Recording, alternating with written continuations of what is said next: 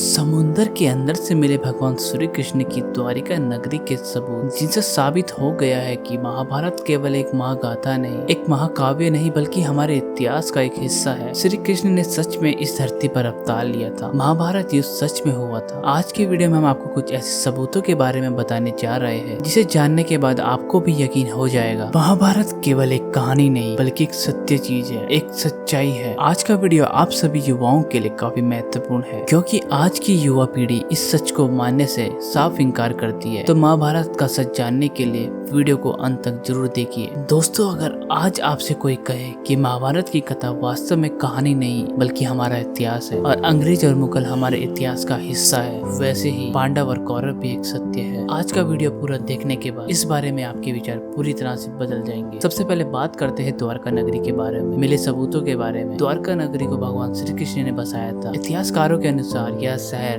लगभग 9000 साल पुराना था। ये काफी शानदार नगर हुआ करता था। नगर में विशालकाय सभा मंडप था, समुद्री व्यापार के लिए बंदरगाह भी था। शहर में सोना, चांदी और रत्नों के साथ 7 लोक महल हुआ करते थे। उसके अलावा वनस्पति उद्यान और झीलें भी थी। लेकिन श्री कृष्ण को गांधारी ने श्राप दिया था, जिसकी वजह से ये नगर पानी में डूब गया। इसके पीछे की कहानी कुछ इस तरह है। महाभारत के युद्ध में पांडवों की विजय हुई। श्री कृष्ण ने युधिष्ठिर को राजगद्दी पर बैठाया और राज्य से जुड़े नियम कानून में समझा करके कौरवों की माता गांधारी से मिलने पहुंचे। कान्हा के आने पर गांधारी फूट फूट कर रोने लगी और फिर क्रोधित होकर उन्हें श्राप देती कि जिस तरह तुमने मेरे कुल का नाश किया, तुम्हारे कुल का अंत भी इसी तरह हो। इसके अलावा श्री दुर्वासा ने भी युद्धवंश के विनाश का श्राप दिया था। यही कारण था कि महाभारत युद्ध के 36 दिन बाद ही द्वारिका नगरी में बहुत अपशकुन होने लगे थे और द्वारका नगरी समुद्र में डूब गई। लेकिन अब कई इतिहासकार समुद्र के अंदर द्वारका के सबूत ढूंढने की कोशिश में लगे हैं। उन्हें इस काम में सफलता भी मिली है। गुजरात में समुद्र तल में उन्हें द्वारका नगरी के अवशेष मिलना शुरू भी हो गए हैं। इस नगर की सबसे खास बात थी, इसमें कई सारे द्वार थे और इतिहासकारों ने खोज में पाया कि इन द्वारों के अवशेष आज भी समुद्र के अंदर गहराई में मौजूद है। सन 2005 में भारतीय पुरातत्व विभाग के द्वारका नगरी की खोज की शुरुआत की। 2009 में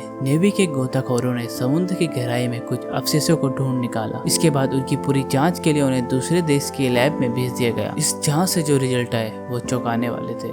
ये अवशेष लगभग 9500 साल पुराने और ये वो समय था जब द्वारका अस्तित्व में थी। इस खोज से इतिहासकार काफी खुश हुए और उन्होंने समुद्र तल में खुदाई करना शुरू की, जहां से कई ऐसे अवशेष मिले जिससे द्वारिका नगरी की सत्यता और भी पुख्ता कर दिया। इसके बाद उस जमीन के नीचे की भी खुदाई की गई। वहां कई सिक्के, मूर्तियां, दूसरे ऐसे आइटम मिले जिससे ये पक्का हो गया यहाँ पे कभी द्वारिका नगरी अस्तित्व में थी। अगर आपको ये जानकारी पसंद आई हो तो चैनल को सब्सक्राइब करना बिल्कुल भी ना भूले।